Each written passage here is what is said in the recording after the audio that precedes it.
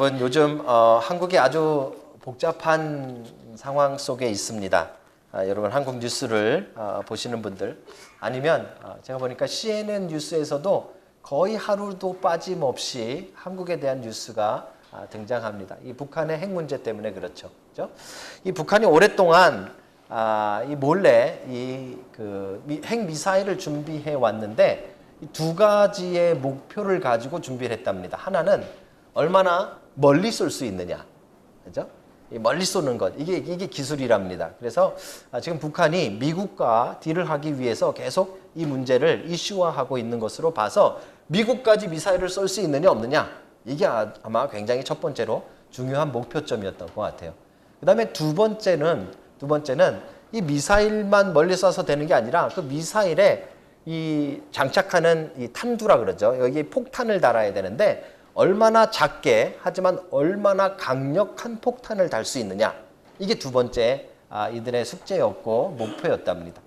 근데 놀랍게도 여러분 얼마 전에 이 미사일을 하나 쐈는데 그 화성 14호라는 미사일을 쐈습니다. 이 화성 14호를 사람들이 ICBM이라고 하는데 이게 이제 대륙간 탄도 미사일입니다. 그러니까 얼마나 멀리 갈 수 있는 각도에 따라서 각도만 제대로 조절하면 미국까지도 보낼 수 있는 미사일을 만들었다 하는 이야기죠. 그죠?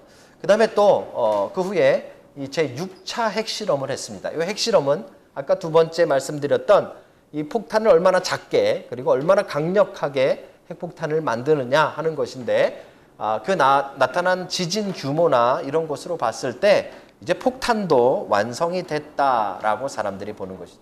이렇게 말씀을 이렇게 준비하고 있었는데 이 준비하는 동안에 한번 미사일을 또 쐈습니다.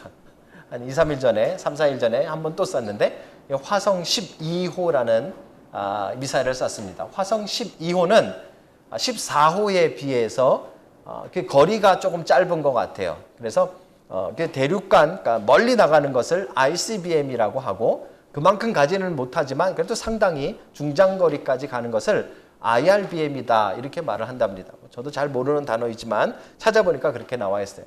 이 재밌는 것은 그러면 우리는 미사일이 없느냐? 이 한국은 대한민국은 미사일이 없느냐? 화성 12호 이 며칠 전에 쏜 그 미사일이 발사되고 나서 바로 즉각적으로 한국도 미사일을 쐈습니다. 한국도 미사일을 어떻게 쐈는가 하면 화성 12호가 발사된 그 지점까지 거리를 계산해서 똑같은 거리로 이 북한으로 쏘면 전쟁이 나니까 이 똑같은 거리만큼 동해 바다 쪽으로 쐈죠. 그 미사일을 현무 2호라고 합니다. 전현무 씨하고는 전혀 상관이 없지만 우리나라 미사일은 현무 2호, 현무 3호 이렇게 이름을 붙입니다. 가는 거리는 좀 짧은데 이 정확도가 아주 좋답니다. 그래서 북한 지역 어디든지 이 건물에 창문까지 조준해서 미사일을 쏠 수 있는 기술이 우리나라 현무 2호, 3호의 미사일 수준이랍니다. 미국과의 이 어떤 이 조약이 있기 때문에 얼마 거리 이상을 쏠 수 있는 미사일을 만들지 못하고요. 그다음에 어느 위력 이상의 폭탄을 장착하지 못했던 게 사실인데 이번에 이 북한에서 계속 핵실험을 하고 미사일을 쏘면서 지금 한국도 그 규제를 조금 미국과 풀어가고 있는 그런 상황입니다.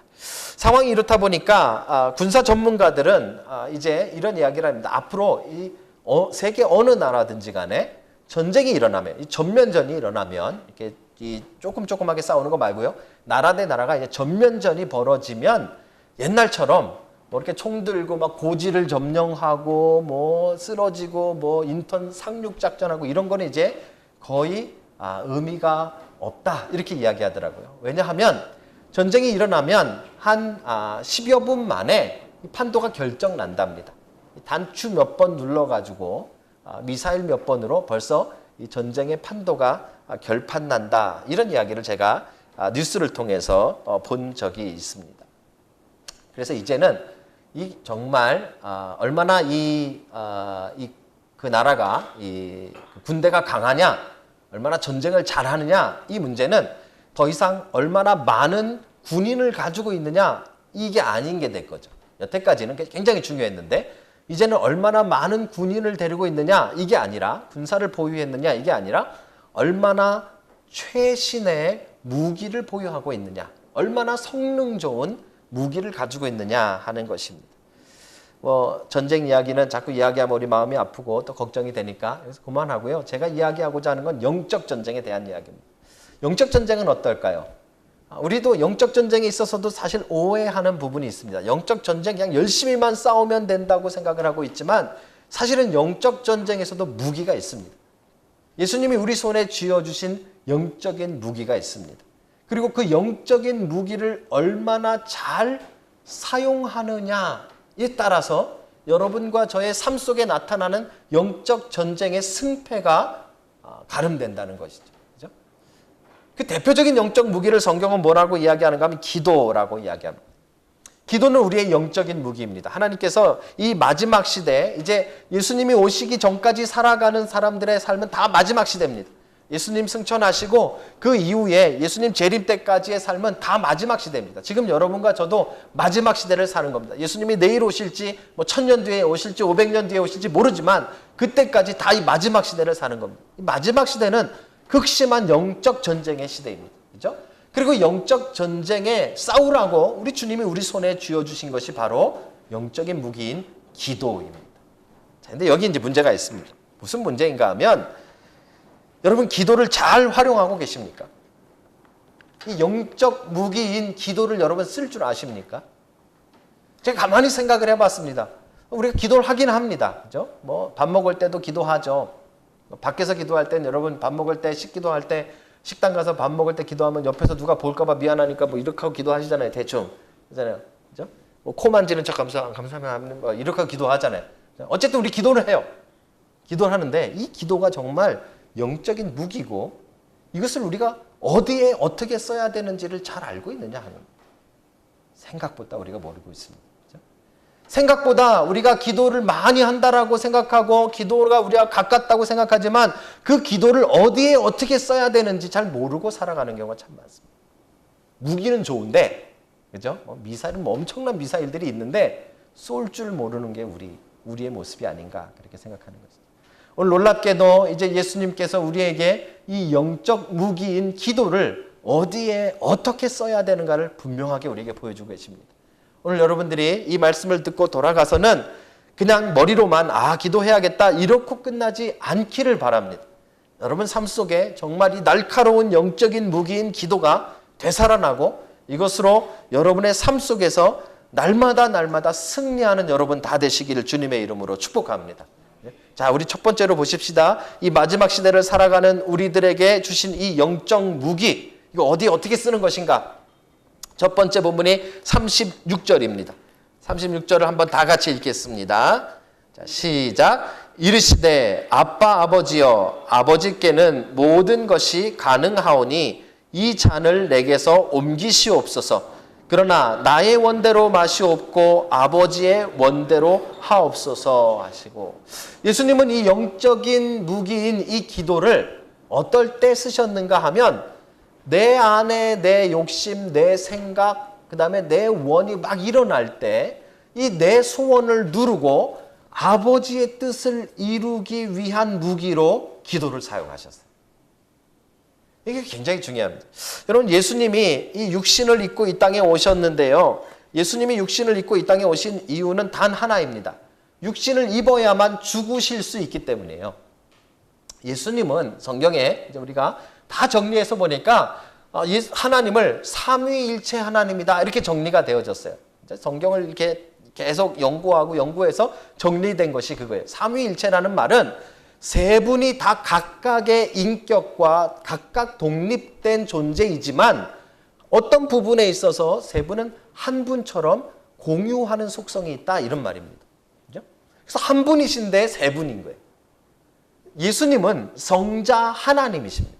그죠? 그런데 그 하나님이신 예수님께서 육신을 입고 이 땅에 오신 이유는 단 하나입니다. 우리를 대신해서 죽을 수 있는 존재가 되시기 위해서 육신을 입으신 거예요. 그렇죠? 그래서 우리를 위해 십자가에 달려 돌아가시는 이 일이 우리는 이제 대속 또는 구속이라는 말을 씁니다. redemption이라는 말이죠. 그렇죠? 이 redemption, 우리를 대신하여 죽으셔서 우리의 죄값을 대신 치러주시는 이 리뎀션을 가장 성경에 정확하게 보여주고 있는 사건이 유월절 사건입니다. 유월절 사건, 그죠? 그러니까 이제 애굽에서 도망갈 때 모든 첫 번째 난 장자들을 다 죽임을 당할 때 양의 피가 발라져 있는 그 집만 죽임을 당하지 않고 pass over 됐다 그래서 유월절이라는 말입니다. 그죠? 오늘 본문이 놀랍게도 이 유월절 날 이루어지는 것입니다.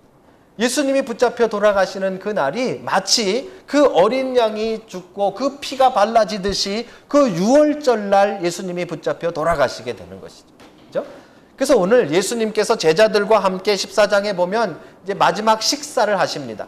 레오나르도 다빈치가 이제 그 최후의 만찬이라는 그림을 그렸잖아요. 물론 그 그림에 나온 대로 예수님이 책상에 앉아서 밥상에 앉아서 식사하시지는 않았을 것으로 보여집니다.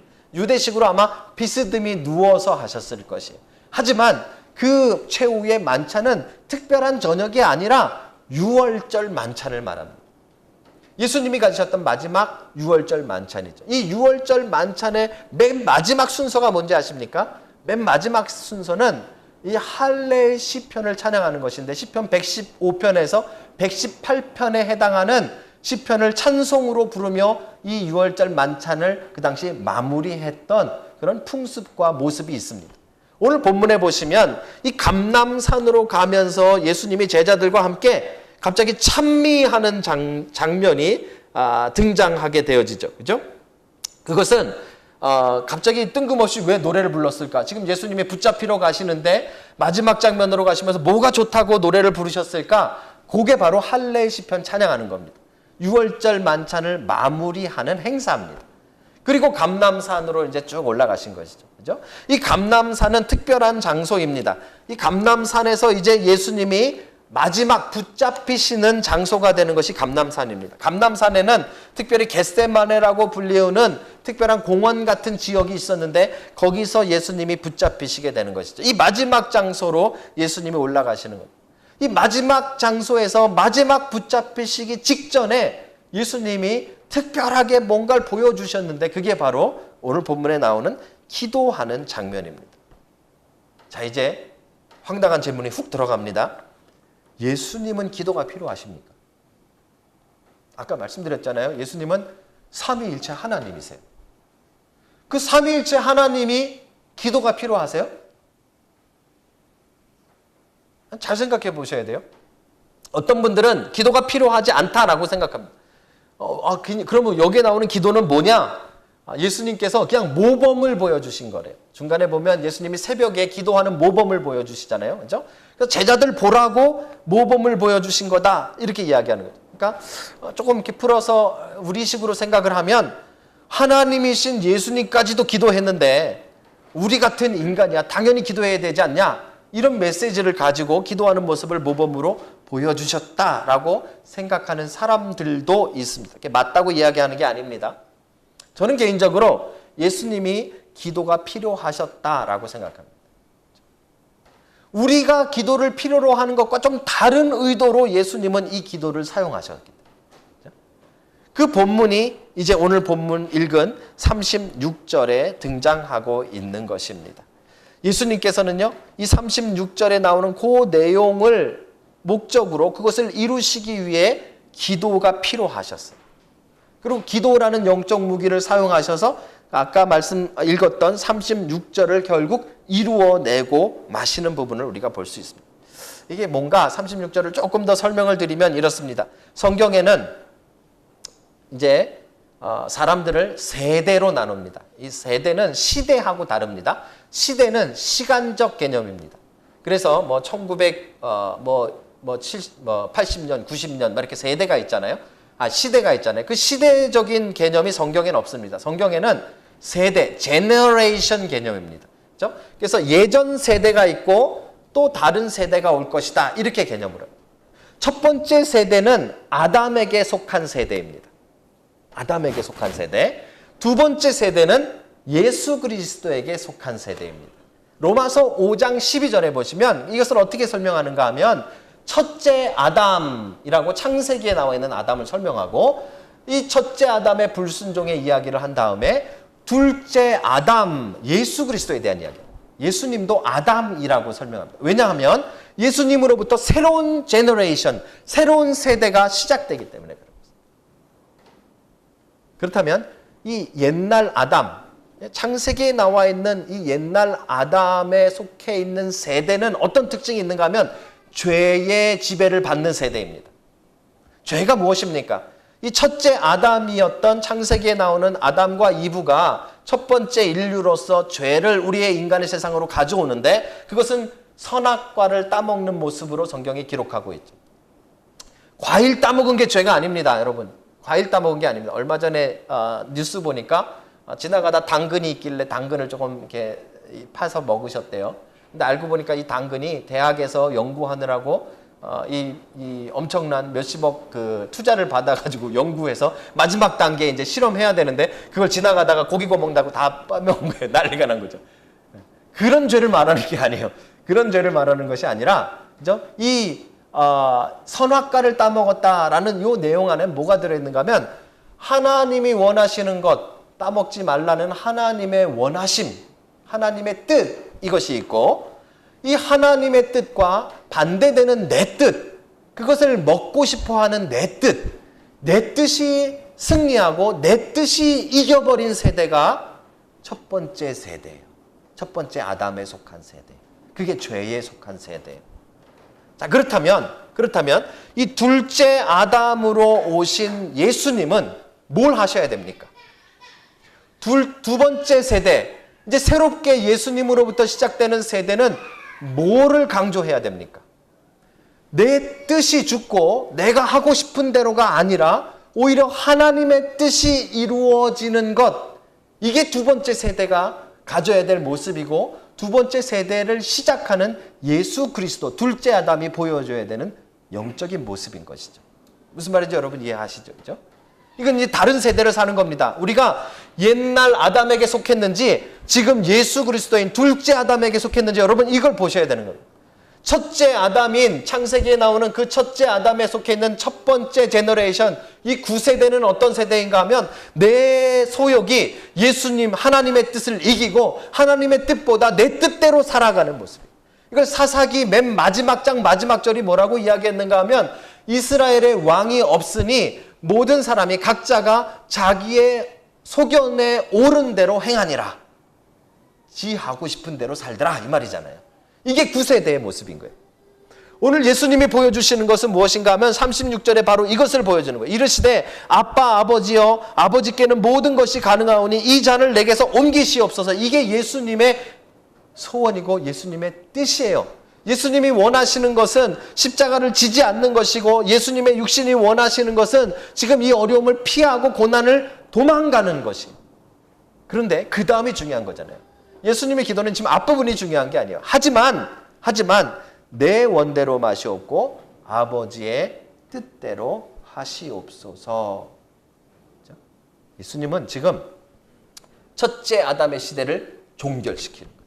첫째 아담의 시대를 마무리하고 계십니다. 그리고 이제 둘째 아담의 시대를 여시는 거예요. 어떻게 해요?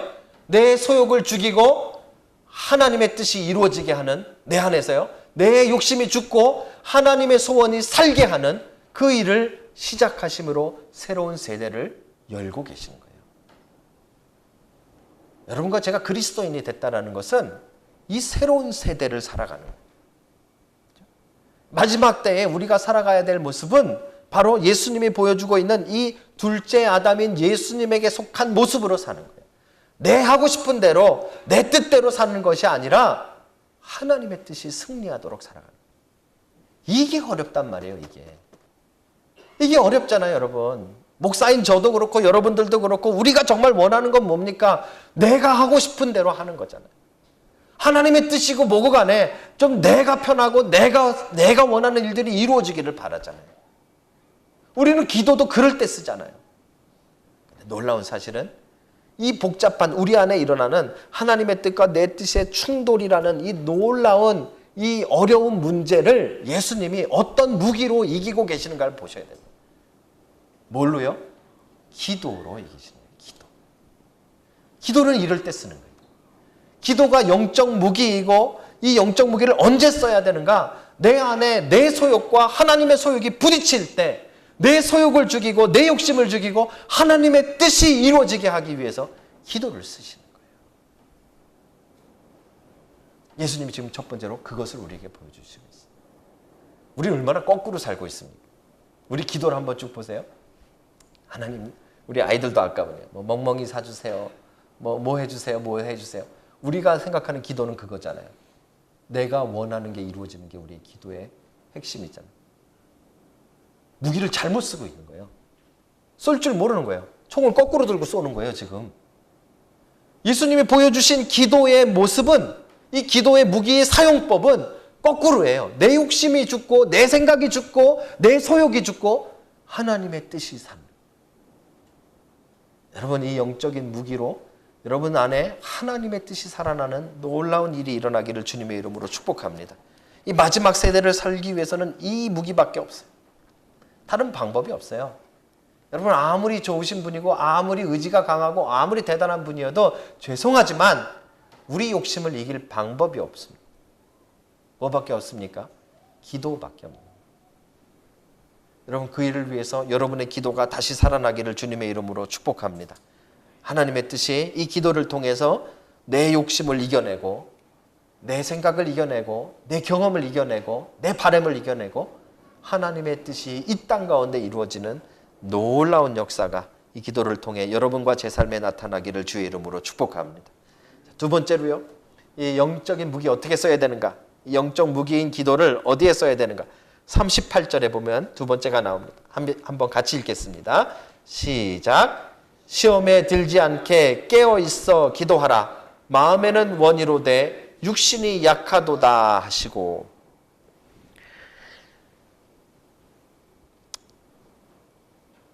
예수님께서 이 기도의 본을 우리에게 보여주고 계시다라고 제가 말씀을 드렸는데요.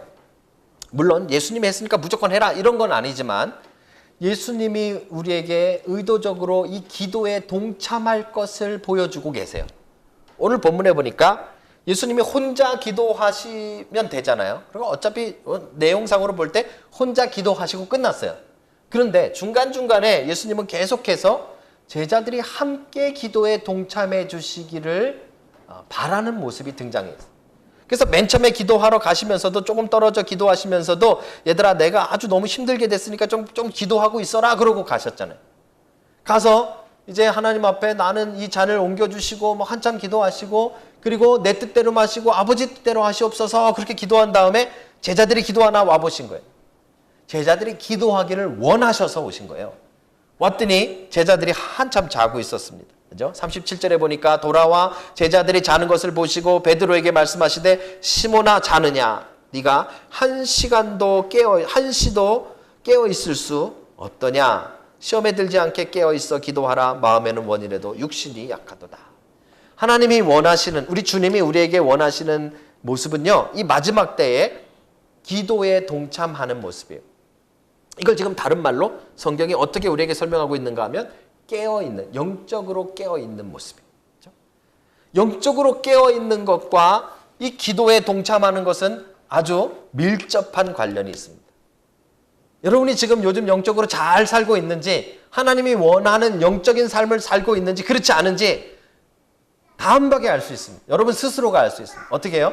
여러분이 기도하며 사느냐 그렇지 않느냐 이거예요.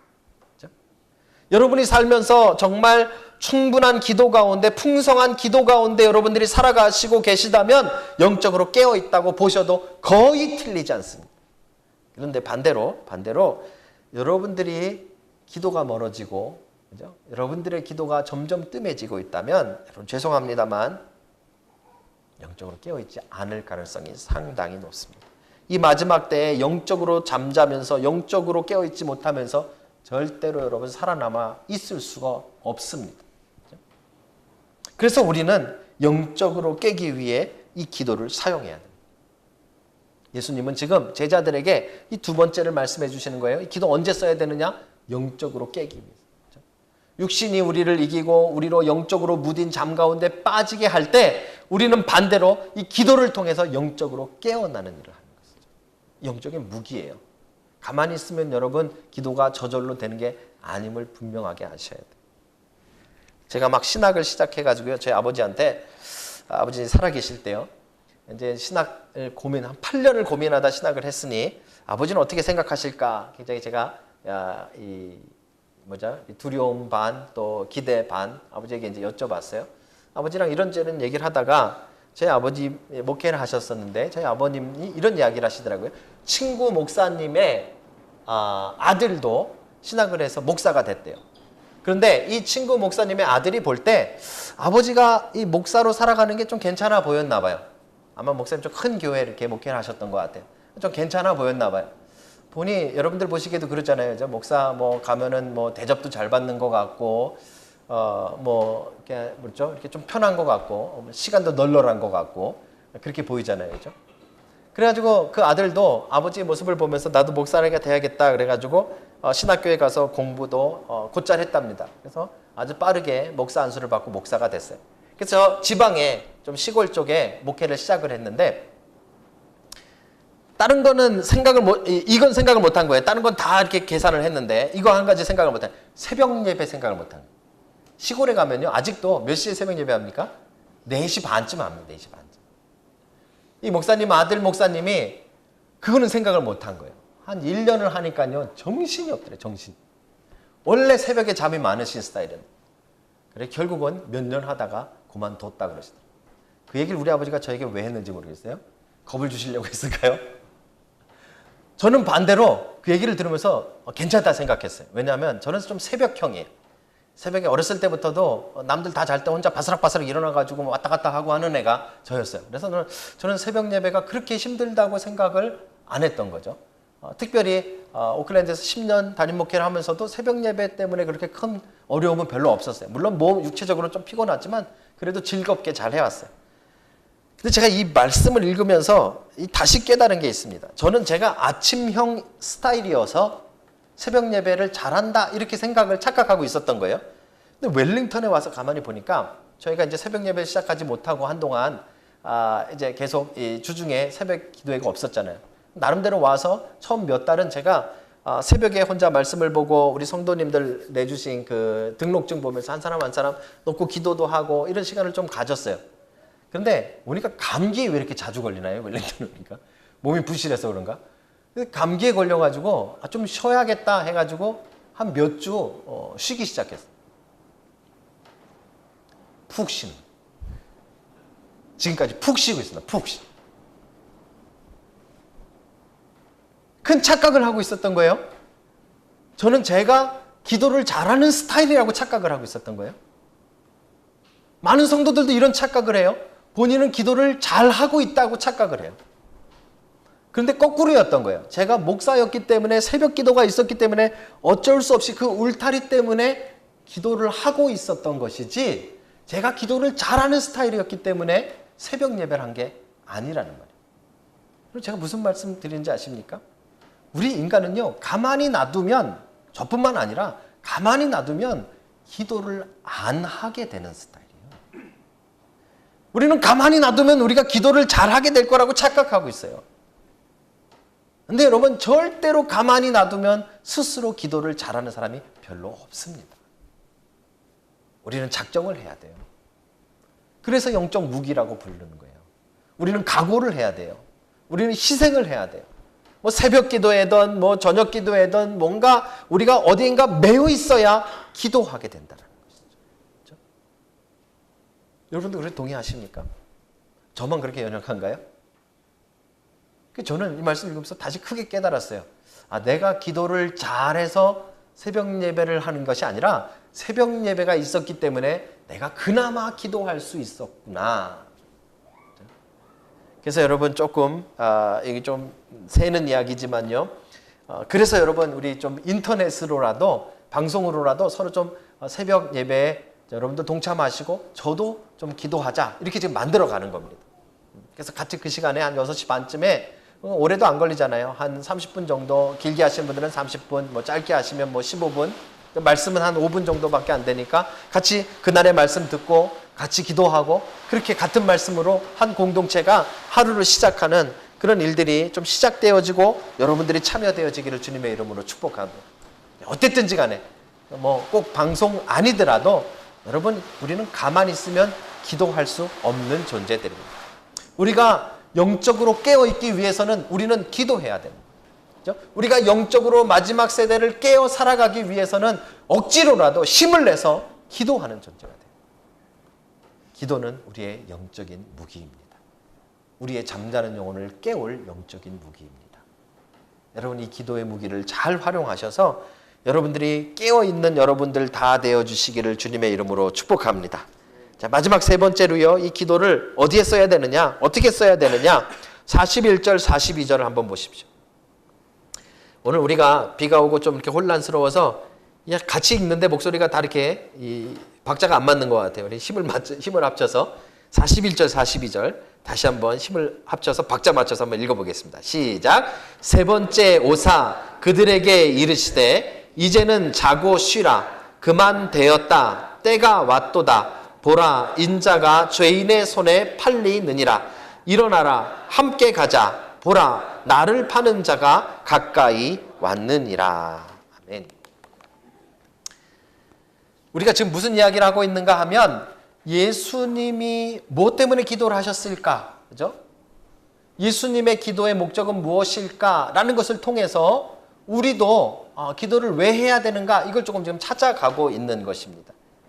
근데 이렇게 하다 보니까 우리가 생각하는 기도와 예수님이 보여주신 기도가 조금 많은 차이가 있다는 것을 발견하게 되죠. 그렇죠? 우리는 대부분 언제 기도하는가 하면 어려울 때 기도합니다. 그렇잖아요. 그렇죠? 대부분 어려울 때 기도하세요. 좋을 때 기도하시는 분이 그렇게 많지가 않습니다. 어려움을 줘야 겨우 기도하죠. 우리는 하나님 앞에 투정 부리고 뭐 불평할 이유가 없어요. 왜냐하면 어려움을 안 주면 평소에 잘해야 되는데 평소에 우리 기도 안 하잖아요. 잘 안 하다가 뭔가 조금 어려우면 그냥 갑자기 뭐 사내, 중내, 뭐 굶내, 뭐 40일을 안 먹네, 30일 안 먹네, 그러고 우리 기도하잖아요. 어려움이 있어요, 우리 기도하는 거. 근데 잘 생각해 보세요. 어려움이 올 때 우리 왜 기도하는가? 왜 기도할까요? 그 어려움을 없애달라고 기도하잖아요. 이게 우리 기도의 목적이에요.